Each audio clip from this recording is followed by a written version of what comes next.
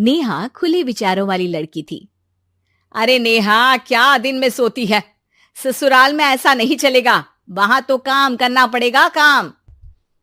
जितना काम होगा कर लूंगी माँ, पर अगर कोई ये कहे कि सारा आराम छोड़कर सिर्फ काम ही करना है तो ना भी ना, मुझे नहीं करनी शादी।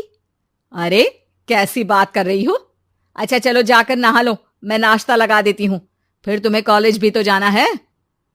नेहा कॉलेज के लिए निकल जाती है। वो सोचने लगती है कि ससुराल में वो कैसे मैनेज करेगी। क्या हुआ नेहा, परेशान लग रही हो? अरे यार, तू तो मुझे जानती है ना, मुझे अपनी लाइफ बिल्कुल परफेक्ट चाहिए, लेकिन लग नहीं रहा लोग मानेंगे। यार कहीं मेरी शादी ऐसे घर ना हो जाए जहां मेरी जिंदगी ही नरक हो जाए। अरे मैंने ना कल एक इंग्लिश फिल्म देखी थी, उसमें भी कुछ ऐसी ही समस्या थी हीरोइन की। अच्छा, तो फिर क्या किया उसने? उसने तो अपने होने वाले पति से साफ साफ कह दिया कि वो पहले उसके घर कुछ दिन तक बिना शादी के रह कर देखेगी, और अगर ठीक लगा तो ठीक, वरना तेरे मेरे रास्ते अलग। अरे हाँ यार, ये तो बिल्कुल सही आइडिया दे रही है तू मुझे। चल मैं तो चली, थैंक्स यार, तूने मेरी प्रॉब्लम सॉल्व कर दी। ये बोलकर नेहा खुशी खुशी वहां से निकल जाती है, लेकिन पीछे से उसकी सहेली कहती है, अरे नेहा, नहीं नहीं, कुछ नहीं सुनना मुझे। ये बोलकर वो वहां से चली जाती है। हे भगवान, पूरी बात सुने बिना ही चली गई। अरे वो तो विदेशी फिल्म थी, वहां सब चलता है, लेकिन ये तो भारत है, सभ्यता और संस्कारों वाला देश, जहां शादी से पहले लड़की को ससुराल में नहीं रखा जाता। खैर, नेहा मस्त होकर घर आती है। नेहा, कल तुझे लड़के वाले देखने आने वाले हैं, और हाँ, इस बार कोई बहाना नहीं चलेगा। हाँ हाँ, आने दो आने दो, मैं तैयार हूं शादी के लिए। अगले दिन लड़के वाले आते हैं, जहां लड़का कहता है, मुझे अकेले में लड़की से कुछ पूछना है। हाँ हाँ, क्यों नहीं बेटा, जाओ नेहा, घर तो दिखा दो इन्हें।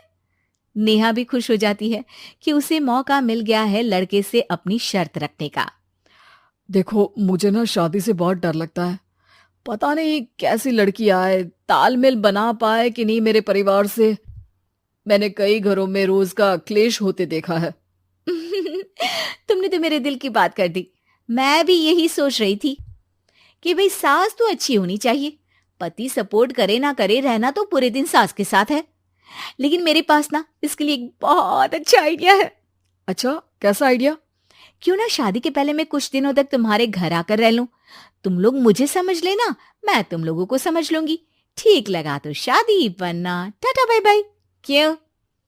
लड़के को नेहा की बात में दम लगता है। वो घर के सभी लोगों के सामने नेहा की बात रखता है। अरे पागल हो गई है क्या? ये कैसी शर्त है? अरे शादी से पहले मैं क्यों तुझे किसी और के घर भेजूंगी रहने? अरे लड़की के ख्याल तो 20 साल आगे के हैं, इतनी भी खुले विचारों वाली लड़की नहीं चाहिए हमें।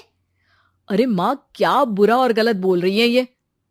रहना तो हम दोनों का है ना, कल को कोई परेशानी आई तो तुम सब तो ये बोलकर निकल जाओगे कि जिंदगी तुम लोगों को ही निभानी है, तुम लोगों को जो करना है करो। तब क्या करूंगा बताओ? सबके समझाने पर वो लोग मान जाते हैं। वाह, मैं 2-3 दिनों में पैकिंग कर लूंगी, तो आकर मुझे ले जाना। और नेहा पहुंच जाती है विशाल के घर।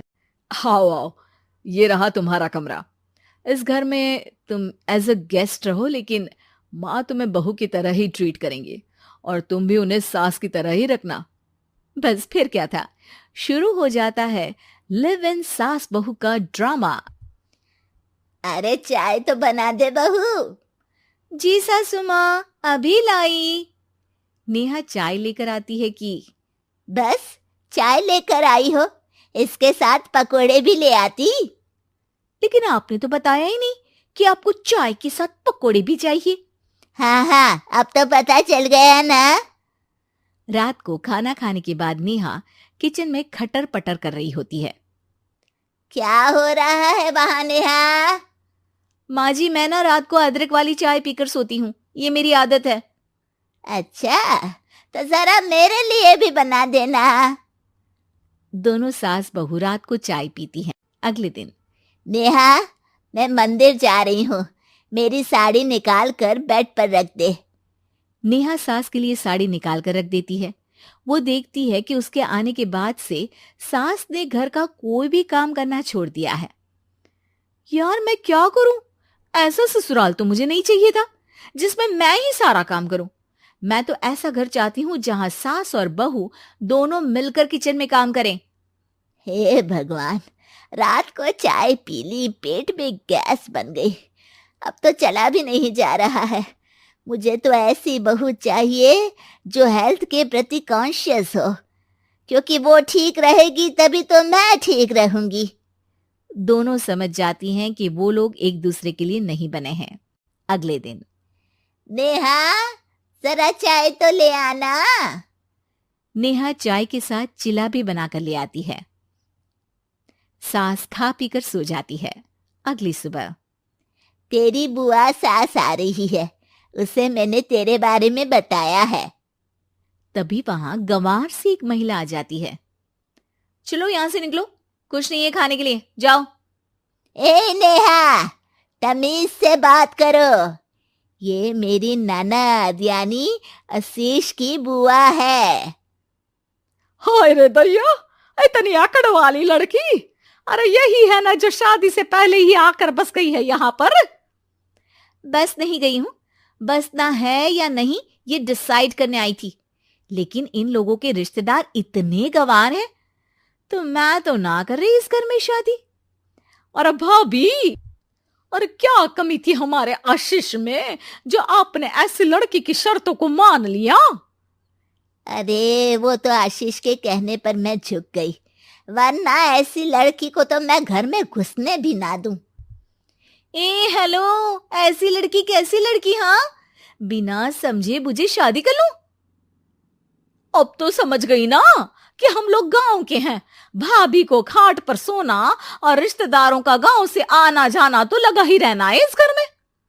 हाँ हाँ, मैं तो किसी मॉडर्न घर में शादी करूंगी। ये बोलकर नेहा वहां से चली जाती है। अपने घर में आकर नेहा कहती है, ना मां ना, लिव इन में रहकर देख लिया, ये गांव के लोगों का कोई भरोसा नहीं है। खैर, नेहा की शादी एक मॉडर्न घर में हो जाती है, जहां सास कहती हैं, हे नेहा, मैं टेनिस खेलने जा रही हूं, आओ तो जूस बनाकर रखना, और हाँ, वॉलनट्स और ओट्स भी बना लेना। जी माँ।